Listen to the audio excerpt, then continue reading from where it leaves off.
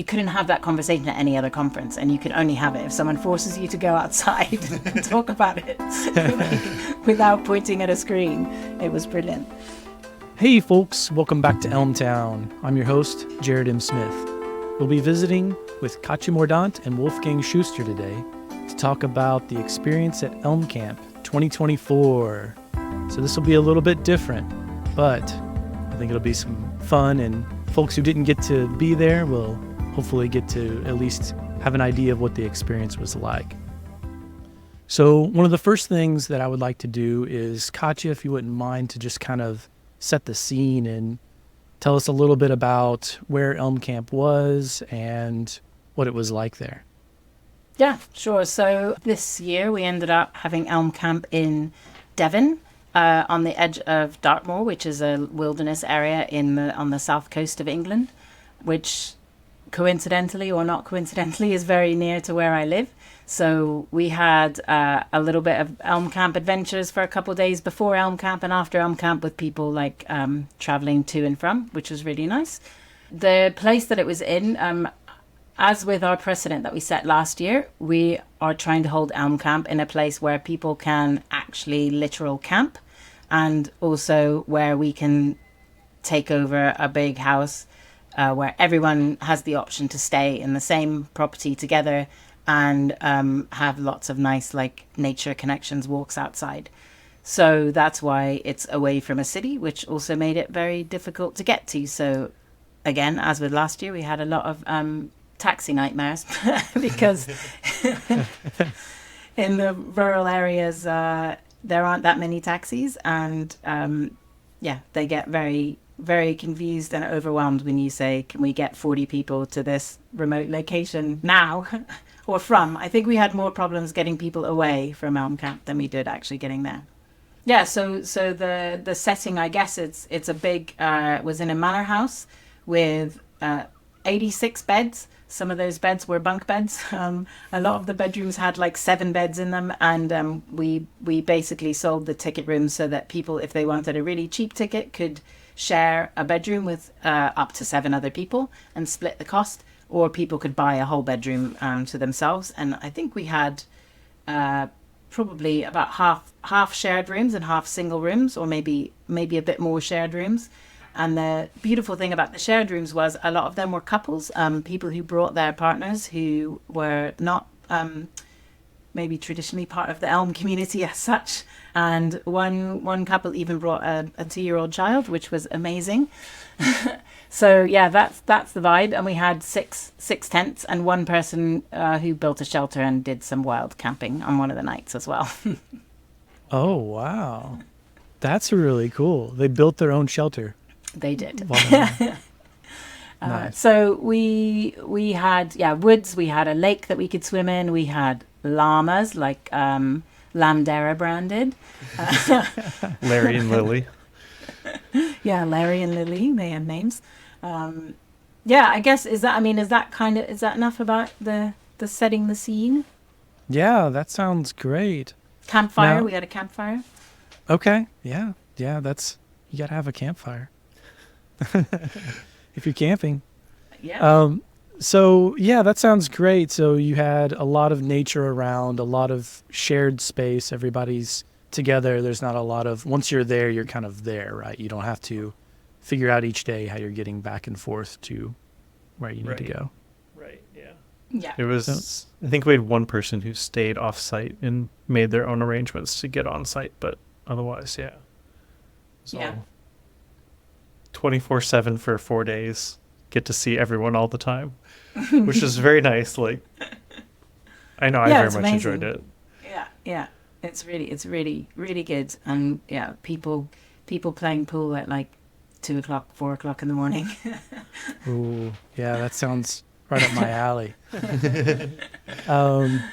So yeah, I guess Wolfgang, from your perspective, I know you've written a little bit about some reflections on your Elm Camp 2024 experience, and you have some pictures in there.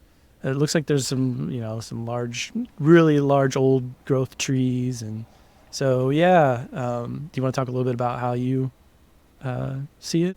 Yeah. I did really going through my photos and the ones I shared on my blog post, and then even putting them together in an album for family to see my trip in general. I did realize that almost all of my photos for Elm Camp are of like fields and forests, and I think I only had a few that were of people and of the building, just because it was that much, like there was that much wooded area and fields around, it was nice.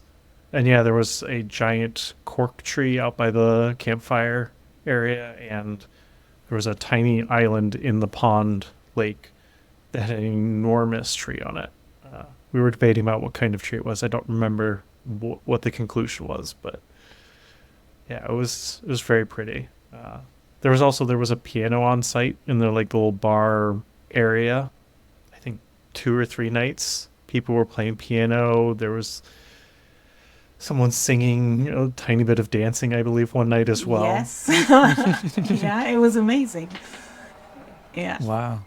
Some very, very talented people in the Elm community on music and art. There was someone who was like documenting the event with watercolors and sketches, and hopefully he did promise that he would upload those somewhere that we can see. But they're really beautiful. Yeah, really. Oh wow.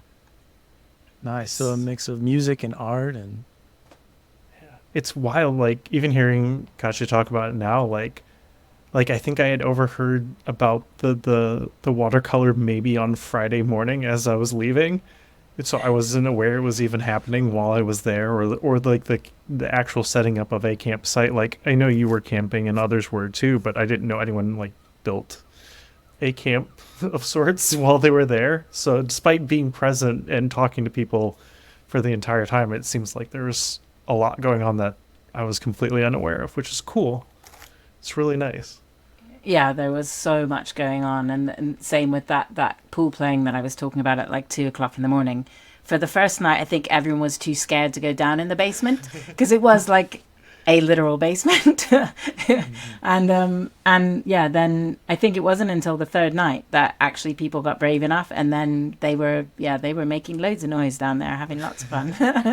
So I think you could have extended it to another night, and goodness knows what would have happened. Yeah, amping up of how comfortable, because when you're staying in a place like that, and you as a community take over the whole thing, it takes you like a little while before you feel comfortable and confident. And by the third night, everybody was just like felt like it was our house and we could do anything and go anywhere.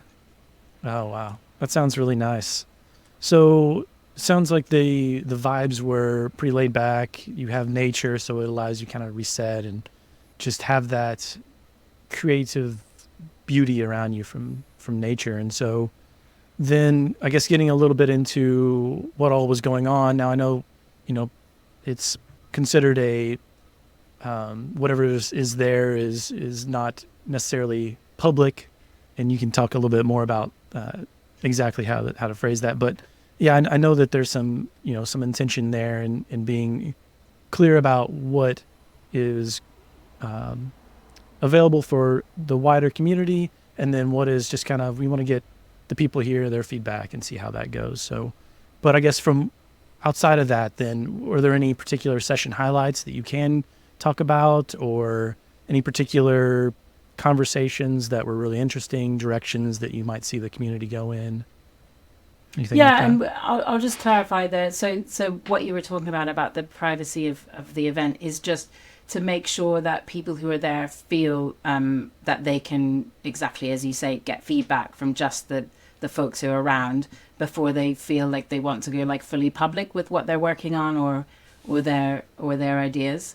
And it also means that it's a place where people can ask questions that they might not want like members of the public or whatever, like a wider community to know that they had questions about that particular thing or whatever.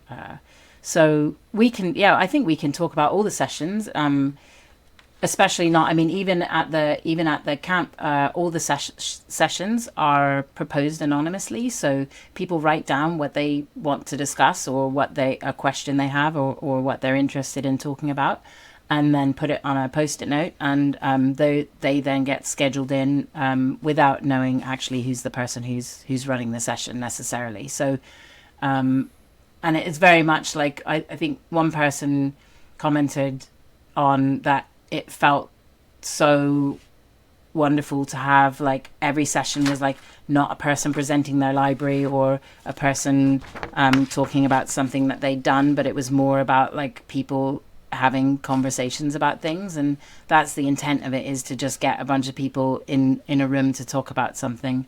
I think most of the sessions were like between 10 and 20 people. I think there were a couple of sessions where most of the people at Elm Camp went. There were 46 people there. But for the most part, the sessions were smaller. And then there was loads of little breakouts where people were pairing on side projects, or there were a couple of people who were like almost sort of brand new to Elm. And so there was like some members of the community who sat with them and like went through like how to get started, and answered some of their sort of more beginner-like questions, which was really lovely to see. Yeah, so we also had like a lot of sessions that were not about Elm. We kind of tried to force people to think like that. Like, we want to have conversations that are not just programming. And we also tried to force people to go outside. We had one whole block of time for 3 hours one morning where every session had to take place outside. Of course, we didn't demand that everyone comes outside, but we did demand that all the sessions were offered outside. So that was quite fun too, like just going through the list of Post-its and saying like, could you do this outside? Could you do this outside? And then like watching different groups of people like find a big tree to sit under and stuff. Yeah, that was really cool. I really like those. I think those were some of the more interesting discussions in a way, because it forced you to kind of stand or sit and just chat. Like, there was one I know, I think it was one of the first ones in the morning around the campfire, that someone was asking about gardening and chickens, and it ended up being two other people, I think. One person was explaining about their experience having chickens kind of in like the more city areas of England and raising chickens there, and then it got into like raising kids in like more rural areas of Europe and what that experience is like, which was just completely unexpected. But everyone seemed to be having a lot of fun with it and really, really engaged with the conversation. Yeah, and I had one outside that was a book group where people were just talking about what books they've been reading lately. And I might be able to give you some of those titles. I can't off the top of my head right now remember any except for one called Crooked Plough. But yeah, they were very diverse, those books as well. There was like some science fiction, some self-help, some programming books. Someone mentioned Clean Code, and then like some like flat out just romance novels. Like there was all sorts. And another one that I went to outside was one, I can't remember the exact title of it, but it was about the fact that pages don't exist. And on the internet, we always keep talking about pages, and pages in the like concept that we have them are not like really what's happening when you make a web page. It's not the same thing as a page in a book. And that was just like, a really, really fun conversation, and also interesting that we do, that we want to try and shift that paradigm of how we talk about pages. And I think you could only have, you couldn't have that conversation at any other conference, and you could only have it if someone forces you to go outside and talk about it without pointing at a screen. It was brilliant. Yeah, so you're kind of getting outside of the literal box. And yes. And then, it sounds like it would be kind of freeing, and of course, having that openness to talk about whatever you want. And I think, people, when you're in a typical conference and you have one person up on stage and everyone else is listening to that one person, it's difficult to have a conversation, right? And I know, we talked about this before, I think, with the last year, the Elm Camp conversation about, making it an unconference and what that entails, and, being purposeful about that. And it sounds like that's really paid off, and what kind of conversations and sessions have come out, or unsessions have come out of that. So cool. Okay. Yeah, and I think one difference from what we did last year and this year, which was not intentional, but it worked out really, really well, and I plan to do it again next year, was that all the meeting spaces were like a big living room with lots of sofas, and people sat on the floor and sat on the sofas, and another one which was like around a big kitchen table with like refrigerator and toaster and stuff, so you're sitting in an informal space. And another one was somebody set up as the Council of Elmrod. Is that right?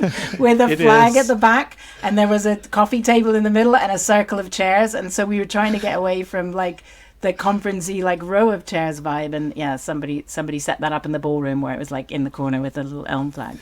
And that, yeah, it makes a huge difference. We had screens for people if they needed them and stuff, but it was like, yeah, just sitting on a sofa or sitting on the floor next to someone talking about, multi-threaded elm is like different to sitting in a lecture theater, isn't it? It was the Council of Elmrond setting was very organic. Like it was, someone set up chairs just to have a nice seating area, and it happened to be a circle. And then someone came in and was like, "Oh, this looks like Lord of the Rings," and it just kind of grew from there. But think about I'm sure there's pictures. Yeah, I think. Go ahead. Okay. I was reflecting on that a bit. Almost reminds me of my sign language classes in college, and that they force you to sit in a circle so that everyone can see each other. Yeah. And it's much more engaging for everyone than the more theater style, presentation style seating of a normal conference. Yeah. Seems like it'd be difficult to fall asleep when nobody was sleeping, not even Jim. I'm not gonna mention any names, but yeah, not even Jim was sleeping. Sounds yeah, do you want us to kind of mention like a flavor of like some of the talks, because there were a few themes that kept coming up, and there were a lot of technical talks as well, that if you want us to, I don't know, throw out some of those. Yeah. One thing I want to mention before you do that is that I wanted to note also that Martin Janacek has some notes from Elm Camp 2024, and I believe there's a picture of the Council of Elmrond in there. So if folks are curious about what that looks like, I'll put a link to that in the show notes. So yeah, go ahead. Let's hear about it. One of the like main themes was about community and also about education. So there was like a session on how can we improve the world, like as a community, what can we do? And what came out of that was to like start locally. So start improving like your local community or your local setting, and let that kind of branch out into the world. And I think that feels very much like an Elm way of doing things. And I think locally can also be this international community that we have. It means just kind of like start with each other that you're connected to deeply, right? And move out from that, rather than thinking like, oh, we're gonna, go and cure malaria or whatever, when it's kind of not part of our problem that we're living in.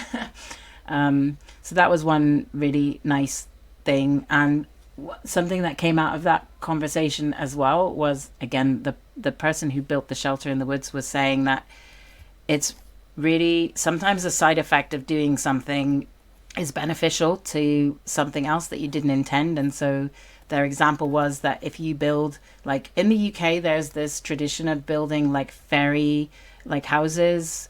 And like if you make like little grottos, basically, where you have like a pond and a little door for them to come, safe space. But actually what that then ends up doing is building like a really nice place for animals, birds and insects to come and use the water or hide in the little grotto that you've built for like the fantastical creatures. And the motivation for like trying to draw in the fantastical creatures is actually helping something in the real world. And I thought that was really nice to think about. And then, yeah, in terms of education, there's people doing really great work on trying to use Elm as like one of the foundational ways of teaching functional programming. There's some university curriculums who are dabbling in it. There's people doing projects with kids in schools and libraries and different sorts of discussions around that. And then I'm in part of a discussion about trying to localize Elm, so like trying to make it so that people can learn Elm in their own languages, and we're moving very slowly on that, but that again is like something about focusing on the local. And then there was conversations about missing tools and packages, like what are the like fundamental things that come up for people that aren't there yet in Elm. There were lots of conversations around that. Do you want to jump in, Wolfgang, about some that you remember? Trying to think of what else there was. Yeah, technical talks. I remember there was talks about scripting, using Elm Pages scripts and writing CLI tools in Elm. Yeah, and loads of people there didn't even weren't aware that was even a thing that existed. So that was really cool. Yeah, that was one I ended up co-hosting as a sort of explaining to people, despite I didn't bring it up. People were just asking about it, and it just so happened that I was one of the people there who does a lot of that, so which was kind of fun. It wasn't something I was asking to talk about, but ended up being able to help others. There was a talk on inertia JS that was really cool. Which is basically like a JavaScript front end for frameworks like Rails or Laravel. And there's an Elm adapter for it, so you can build very easily Elm front ends for those bigger frameworks. Cool. Elm Review. There's lots of talks about Elm Review. Yeah, and how to use it. Tricks and updates from the author himself. Wow, in person. There was stuff around compilers, and there was one talk that I did not go to called Become a Compiler Dev or something like that. Yep. People were very excited afterwards, and I've seen people talking in the Discord about being compiler devs now. So that's leveled some people up. And then open sourcing Lambda was announced, which I'm pretty sure is okay to talk about, but maybe not. Oh, wow. Okay. Yeah. And there was graphics, 3D graphics talks. JSON, I don't know what that one was, but Elm and JSON, Virtual DOM. With it. Virtual DOM, the Virtual DOM stuff was very interesting. I'm really hoping that pans out. Yeah, I think there was 4 sessions involving compilers or the Elm compiler in some way. All slightly adjacent to each other. Source maps. Gren was mentioned in relation to the source maps, I think, and Gleam was mentioned as well, but not talked about extensively.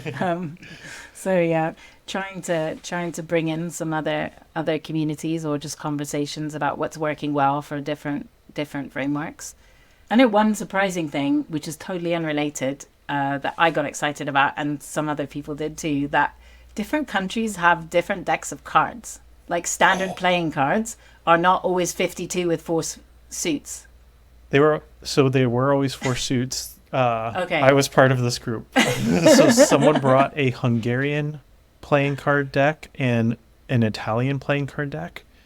And it turns out that the ones that most people encounter is a French deck. So the 52 cards with the hearts, clubs, diamonds, and spades is French. And I think there was another Italian deck and as also just well. the fact that there are 13, right? Because some of them started at 4 or something Yeah, so they didn't all go from 1 to king. Yeah. Yeah, the Italian one was 1 to 7, and then I think it was Jack, Queen, King, and the Hungarian was something like Jack, Knight, King, or something like that. I'm trying to remember exactly what it was, and it had even fewer cards than the Italian one. But anyway, it opens up a whole nother standard probability thing, right? When you're designing a game or whatever, that I had not been aware of at all. And yeah, other people were very excited. And that was coincidence that people had brought these different cards to share with each other. So yeah, cool. That's a conversation that might not happen if it were a remote conference, right? Yeah, for sure. So, yeah.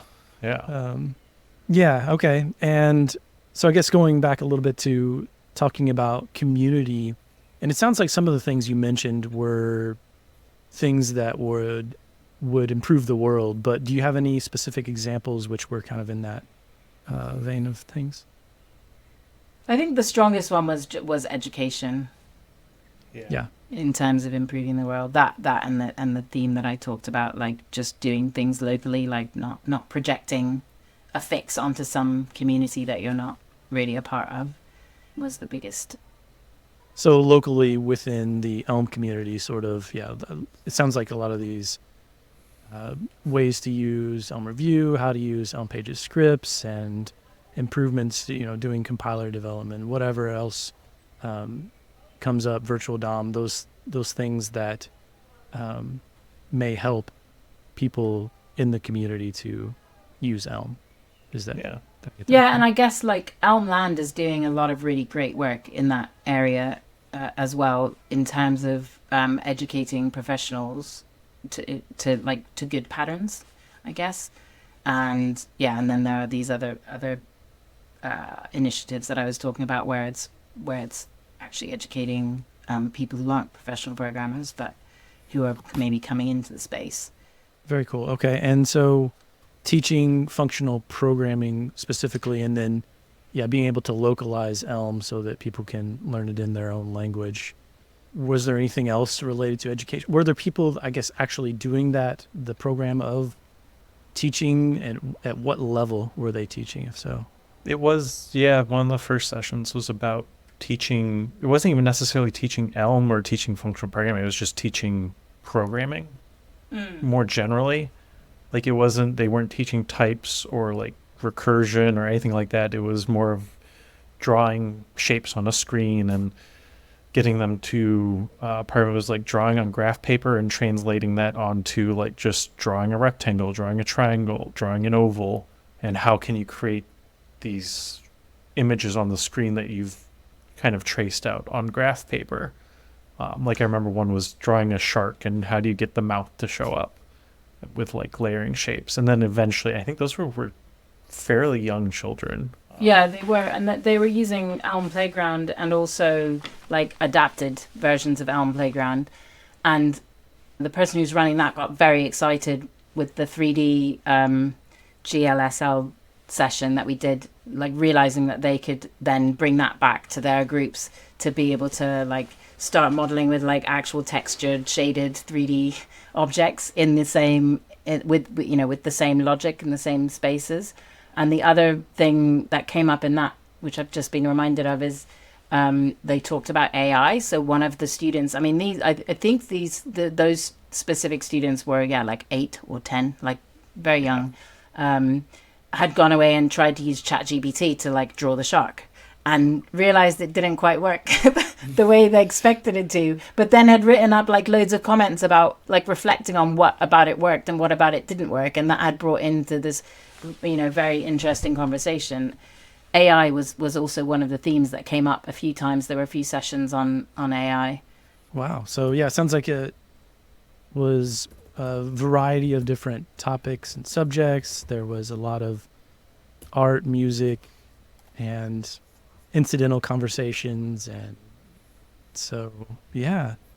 Do you have any closing thoughts about this camp, about the next Elm Camp to come? Anything before we close up here? I'm very excited. I think. Yeah, me too. It's going to be so good. Yeah, I've been saying to people since the last one that I don't know that I want to go to regular conferences anymore. No. I mean, I went to Strange Loop last year, and that was fun, but it's such a different feeling. And I've had people try to convince me to go to other conferences since then, and it's just, I don't think it's for me, really. I like the unconference settings drastically more than I like a traditional conference.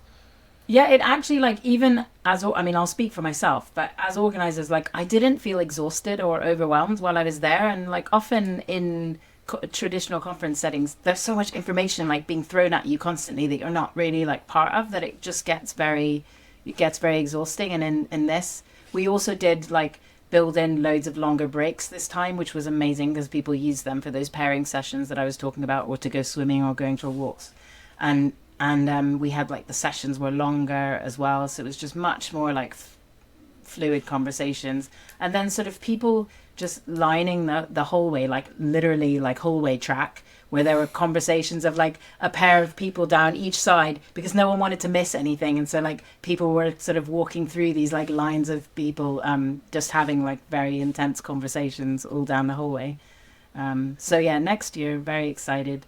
Probably going to try and keep it small, like, again, like, I think it would, 60. We talk about going up to 80 people and being able to do the same vibe, but beyond that, maybe not. And it's really difficult to find the venues. So like, if you've heard us saying all the different things that were possible because of this specific venue, we've been so lucky to have that 2 years in a row to be able to find that, because we want to do it in different places because we think that allows like different people to be local to it, to find it easy to get there. So we're talking about maybe America next year, but that also might be most difficult for the most amount of people to get to. So we're being open-minded about it right now. But yeah, if anyone has any like venues in mind that they've been to that sound like could house this, then let us know. Yeah. Okay. So yeah, I can put an email contact for submitting those ideas if folks have them. That'd be the best. Yeah. Team at Elm Camp, elm.camp gets to us. Yeah. Perfect. All right.